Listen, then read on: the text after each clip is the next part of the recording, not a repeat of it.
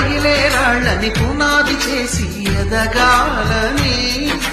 తరివే వాళ్ళని హితులుగా తలచి ముందుకెళ్ళాలని,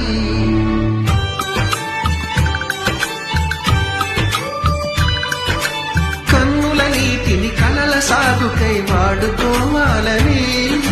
కాచే నిప్పుని ప్రమిదగా మలచి కాంతి పంచాలని, గుండెతో ధైర్యం చెప్పింది, చూపుతో మార్గం చెప్పింది,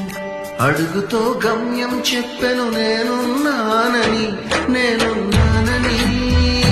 నీకేం కాదని, నిన్నటి రాతని మార్చేస్తానని.